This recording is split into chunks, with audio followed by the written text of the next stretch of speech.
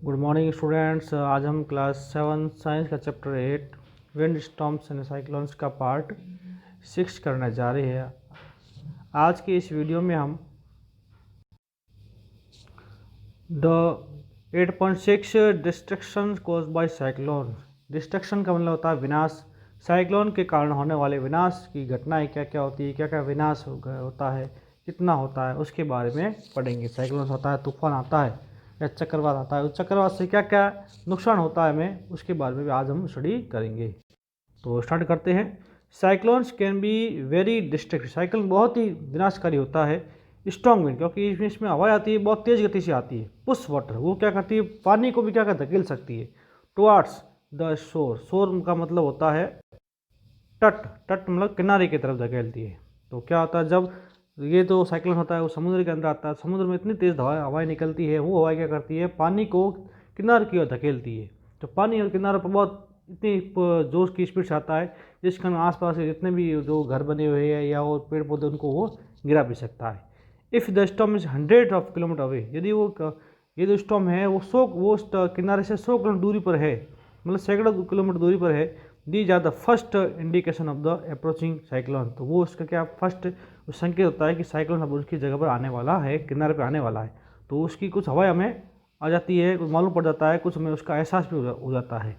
The water waves produce by the wind are so powerful. तो इसमें जो कौन है, वाटर के अंदर जो धाराएं बहती है, जो तरंगे आती है, वो तरंगे इतनी स्पीड से आती है that person cannot overcome them. तो उसमें व्यक्ति खड़ा है, वो भी उसको साथ में बहा के ले जा सकती है। उसमें उस वाहनों को भी कोई व्यक्ति है वो उसको झेल नहीं पाता है। वैसे वैसे ओवरकम का मतलब होता है बच नहीं पाता है। The low pressure in the eyes lift water surface in the centre. जो इसका आइज मतलब इसका जो सेंटर पार्ट है, उसमें क्या होता है, जो साइक्लोन चलता है उसका सेंटर पार्ट, उसको आई बोलते हैं। उस आई में क्या है, उसका प्रेशर बहुत क्या होता है, बहुत ही कम होता है। The rising water way may be as high as 3 to 12 metre.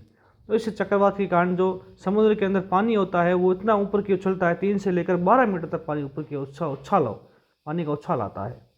ठीक है, ये फिगर 8 में तरह दिया गया। देखो ये वाटर साइकिल पानी बाहर कितना ऊपर, पानी ऊपर ऊपर की ओर उछल रहा है। ये किस कारण आता है, ये साइक्लोन के कारण ऐसा आ पाता है। It appears like a water wall moving towards the shore. हमें ऐसा महसूस हो रहा है कि पानी है वो किनारे की तरफ ही मूवमेंट कर रहा है। एज ए रिजल्ट, इसके परिणाम स्वरूप the sea water enter the low lying coastal area. इसके कारण क्या क्या होता है, जो समुद्र का पानी होता है उसका जो किनारा होता है उसमें क्या बहुत ही लो प्रेशर प्रेशर के कारण, अधिक प्रेशर के कारण वो पानी होता है जो किनारे पे जो ऊंचाई कम होती है उस इलाके में पानी भर जाता है, causing severe loss of life and property. तो उस जगह के बाढ़ आ जाती है, तो वहाँ की लोग जीवन से है, जो भी जीव जंतु है, मनुष्य, वो उसमें बह जाते हैं। और बहुत सी प्रॉपर्टी है, वो धन का भी क्या नुकसान होता है, जैसे घर का है और भी है, वहाँ पर वन मकान बने सब टूट के बह जाते हैं। It also reduce the fertility of the soil. और क्या करता है, ये वहाँ की ज़मीन है उसकी उपजाऊपन है, उसको वो क्या करता है, कम कर देता है। रिड्यूस का मतलब होता है कम कर देना, फर्टिलिटी मतलब होता है उपजाऊपन, और सोल होता है मिट्टी। कंटिन्यूस हैवी रेनफॉल में further worsen the so flood situation. तो उसके बाद यदि अधिक मात्रा में बरसात भी आ रही है, जिसके कारण ऊपर पूरी पूरी पानी पूरा पूरा क्या होता है, वो जगह होती है पूरे पानी से भर जाती है, जिसको फ्लड या बाढ़ का स्थिति भी कहते हैं।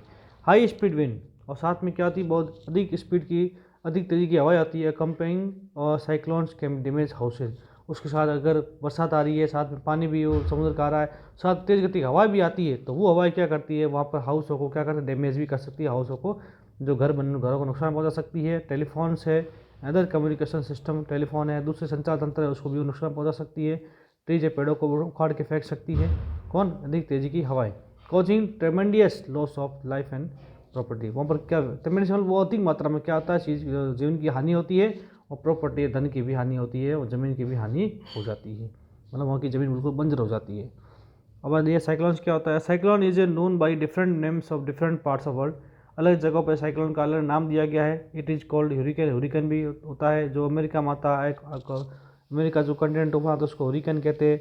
फिलीपींस और जापान में आते हैं उसको टाइफून कहते हैं। ये अलग क्या है, तूफान के नाम है, चक्रवात के अलग नाम दिए गए हैं। ठीक है, अब बता टोर्नेडो।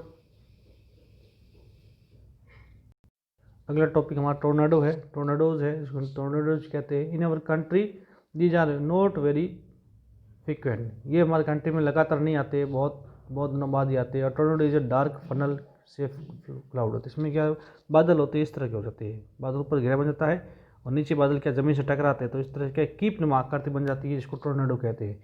ये बादल गोल गोल से घूमते भी हैं। That reaches from the sky to the ground, तो बादल क्या आते हैं, आकाश से ज़मीन की तरफ पहुंच जाते हैं। Most of the tornado are weak, कई कई जगह टोर्नाडो क्या होते हैं, बहुत ही कमज़ोर होते हैं। और violent tornado can B travel at speed at about 3 kilometre पर हार, और कुछ टोर्नाडो क्या बहुत ज़्यादा स्पीड से चलते हैं, तो उसकी स्पीड होती है वो कितनी होती है, 300 किलोमीटर पर हार तक होती है, बहुत ज़्यादा स्पीड होती है। टोर्नाडो में भी विद इन साइक्लोन, तो ये साइक्लोन की तरह बन सकते हैं, इससे भी तेज़ बन सकते हैं, इससे भी उनमें बहुत ज़्यादा हानि हो सकती है। The whole coastline of the India is vulnerable to the cyclones।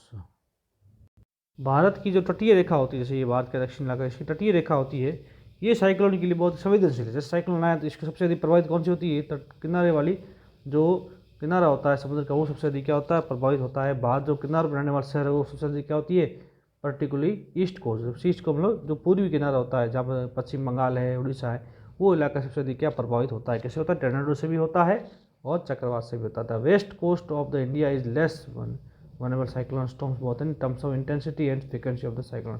लेकिन जो वेस्ट है, पश्चिम इलाका, जहाँ पर रेगिस्तानी है, राजस्थान है, महाराष्ट्र है, ये इलाका है या गुजरात है, ये साइक्लोन से बहुत ही कम प्रभावित होता है। वहाँ पर इसकी ताकत होती है, इंटेंसिटी मतलब की तीव्रता होती है, वो बहुत ही कम हो जाती है। और भी पढ़ते हैं इस पार्ट्स में से, देखो ये बच्चा क्या कर रहा है। और diameter of tornado can be as small as metre as a large of kilometre.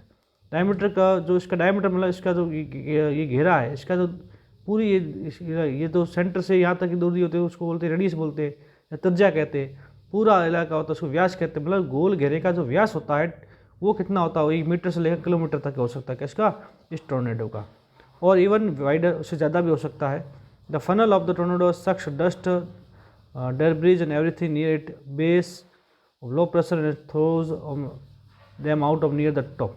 ये क्या करता है, नीचे से ये जो टोर्नेडो था वो शुरू तो ज़मीन से होता है, इसका इधर पहुँचता है, तो ज़मीन से इसमें हवा इस तरह से घूमते चलती, तो वो क्या करता है, ज़मीन से जितनी भी वस्तुएं होती है उसको सो खींचता है, खींचते ऊपर के ले जाता है, ऊपर से जोर से क्या करता है, इधर की ओर फेंकता है, पूरे चारों तरफ फेंकना शुरू कर देता है। ठीक है, जिससे बहुत सारी हानि हो सकती है।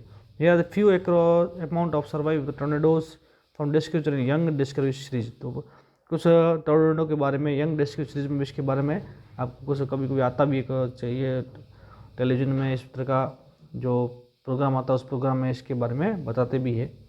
उसमें कि उन्होंने क्या कहा, देखो इस सीरीज़ में बहुत से लोगों के द्वारा देखा गया, उन्होंने कहा है कि I saw cloud coming and try to take shelter inside. Okay, जब मेरी तरफ बादल आया तो मैं घर के अंदर सुरक्षा के लिए घर के अंदर चला गया था। But as soon as I reach for the door knob the house would took off in the sky, I was not hurt at all. तो उस व्यक्ति ने जब वो इसको उस टोर्नेडो आते हुए देखा, घर के अंदर चला गया, लेकिन टोर्नेडो के कारण क्या, वो घर उसका आकाश में उड़ के चला गया, लेकिन उसके घर को कोई प्रकार नुकसान नहीं हुआ, वो घर नीचे भी आ गया था। After storms we have to clean the debris from the wheat field.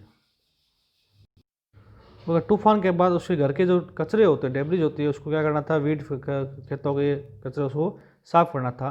We picked up splinter to boards and tree branches as we had dead chickens with their feathers blown off and rabbits look like they have to been skinned। तो उस तोड़ने बाद उन्होंने देखा कि बहुत सारे जो घर के बोर्ड्स है वो वहाँ से हट गए थे, पेड़ों की बांध से टूट गई थी, लोगों के मरे हुए मांस टुकड़े बिखरे हुए थे। ठीक है ना, किसी किसी के तो क्या है, पूरे शरीर की चमड़ी उखड़ गई थी। और रेबिट है, खरगोश है, वो ऐसा लग रहा था किसी ने उसकी चमड़ी उखाड़ दी हो, ऐसे उनमें टोर्नेडो आता है। उसके बाद इस तरह की स्थिति वहाँ पर खेतों में होती है। और tornado shelters is room situated deep inside and underground having no windows. जब टोर्नेडो आता है तो हमें ऐसे स्थान पर जाना चाहिए जो बहुत अंदर की तरफ हो, कमरा हो, और उसकी किसी प्रकार की खिड़की नहीं हो, तो हमें वहाँ से उस टोर्नेडो से हम क्या करते बच सकते हैं, हमें वो उससे सुरक्षा मिल सकती है। और otherwise it is better to shut windows and take shelter under table और work bench where your debris cannot reach. और हमें जब ऐसा कमरा नहीं मिले तो हमें क्या, घर के सभी खिड़की दरवाजे बंद कर देना चाहिए, और हमें टेबल के नीचे या किसी जो बेंच है या मेज है उसके नीचे शरण रहनी चाहिए, जिससे क्या होता है वो जो विनाशकारी तूफान है वो बादल है हमारे तक नहीं पहुँचे। यहाँ डेब्रिज मतलब होता है उस टोर्नेडो से निकला कचरा वो हमारे तक नहीं पहुँचे, क्योंकि टोर्नेडो जाने के बाद कचरा हमारे पर गिर भी सकता है, तो उससे भी हमें नुकसान बहुत ज़्यादा हो सकता है। One has to bow down knees protecting head and neck using arms. तो हमें किस तरह से बैठना चाहिए, इस तरह से बैठना चाहिए कि हमें मुंह से लेटा हुआ हमारे हाथ पैरों को इस तरह से हमें बैठना चाहिए कि वो घुटने हैं हमारे वो है वो इकट्ठे होना चाहिए, ज़मीन टच करना चाहिए, आर्म से वो गर्दन को सेव करते हुए इस तरह से हमें लेटना चाहिए। तो आज के इतना ही। अगले वीडियो हम क्या पढ़ेंगे, जो हमारा सुरक्षा मानक है कि इस तरह में जब तूफान आता है किस तरह के सुरक्षा उपकरणों का यूज करना चाहिए, उसके बारे में हम अगले वीडियो में स्टडी करेंगे।